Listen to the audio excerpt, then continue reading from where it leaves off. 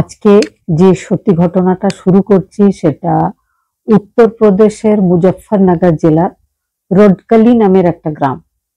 সেখানে একটা ফ্যামিলি থাকতো, ওয়াসিমের ফ্যামিলি।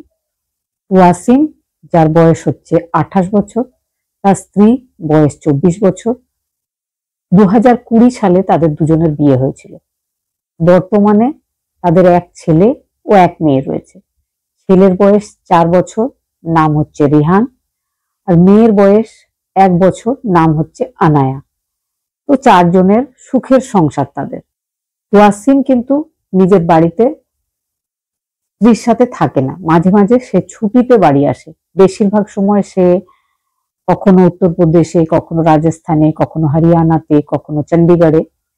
সে হচ্ছে একটা ওয়েল্ডিং মিস্ত্রি।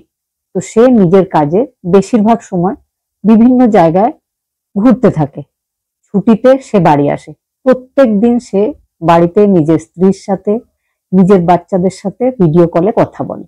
ঘটনার দিন 19 জুন 2025 সকালবেলায় তার স্ত্রী তাকে ফোন করে। সে রিসিভ করে। কিছুক্ষণ কথা বলার পর সে নিজের স্ত্রীকে বলে যে বাচ্চাদেরকে দাও, একটু কথা বলি। তার স্ত্রী মুস্কান বলে যে দাঁড়াও, আমি বাচ্চাদেরকে তুলি, তারা এখন ঘুমাচ্ছে। তো বলে এখন কেন ঘুমাচ্ছে? তো সকালবেলায় তারা চা বিস্কিট খেয়েছিল, তারপরে আবার ঘুমিয়ে পড়েছিল। তো ওয়াসিম কিন্তু ভিডিও কলে ওয়েট করছে যে তার স্ত্রী গিয়ে তার বাচ্চাদেরকে তুলবে। সে বাচ্চাদেরকে তুলতে যায়, সে বারবার নাড়াচাড়া করে, কিন্তু বাচ্চারা যেন অজ্ঞান এমন ভাবেই ঘুমাচ্ছিল। ওয়াসিম কিন্তু পুরো ব্যাপারটা বুঝে দেখে। তারপরে মুস্কান বলে এখন ফোন রাখো, আমি এদেরকে একটু হসপিটালে নিয়ে যাই, কি ব্যাপার হয়েছে, কেন এরা এত চেষ্টা করার পরে উঠছে না, একটু দেখা যাক। তো ওয়াসিম এদিকে চিন্তায় থাকে, কিন্তু ফোনটা রেখে দেয়।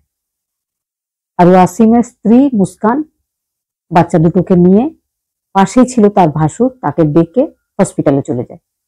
হসপিটালে যাওয়ার পরে সে কান্নাকাটি করছিল। ডাক্তার তাকে বোঝায় যে দাঁড়াও দেখি কি হয়েছে। দেখার পরেই ডাক্তার মুস্কানকে জানিয়ে দেয় যে তোমার দুটো ছোট ছোট বাচ্চাই আর বেঁচে নেই। কি খাইয়েছিলে, কি হয়েছিল? মুস্কান যেমন ভাবে ওয়াসিমকে বলেছিল যে সকালে সে বাচ্চাদেরকে দুধ আর বিস্কিট খাইয়েছে, তারপরে তারা ঘুমিয়ে পড়েছে, আর তারপরে এই ঘটনা ঘটেছে, সে ডাক্তারকেও সেই কথাই বলেছিল। হসপিটাল থেকেই পুলিশকে খবর দেয়।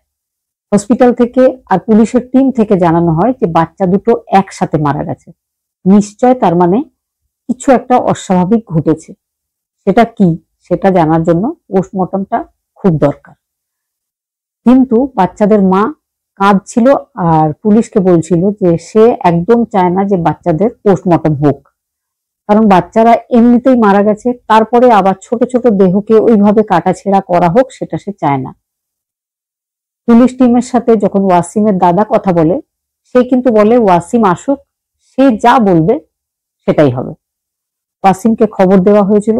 ওয়াসিম বিধ্বস্ত অবস্থায় কাঁদতে কাঁদতে এসে হসপিটালে পৌঁছায়।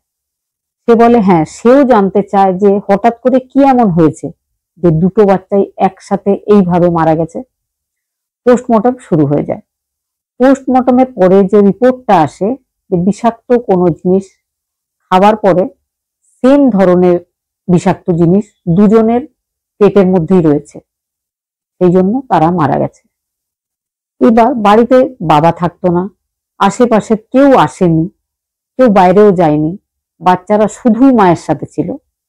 একজন সকালবেলায় বাড়িতে এসেছিল, সে হচ্ছে জুনায়েদ নামের একটা ছেলে, যে ছিল বাচ্চা দুটোর যে মা মুস্কান তার মামাতো ভাই। এই ছেলেটা ফিরোজাবাদে থাকতো। মুস্কানকে অ্যারেস্ট করা হয় কারণ মুস্কানের ওপর সন্দেহটা যাচ্ছিল। মুস্কানকে জিজ্ঞাসাবাদ করা হয়। তখন যেটা পুলিশ টিম জানতে পারে সেটা হচ্ছে মুস্কানের সাথে জুনায়েদের প্রেমের সম্পর্ক বহুদিন আগে থেকে, তার বিয়ের আগে থেকেই। তারপরে তার বিয়ে হয়, কিন্তু জুনায়েদ যখন তার বিয়ে হয়েছিল তখন সে কোনো কাজকর্ম করতো না। তারা প্রায় সমবয়সী।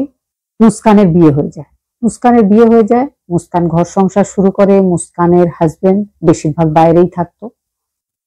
এটা হয়ে যায় মুস্কানের কাছে খুব বড় একটা সুযোগ।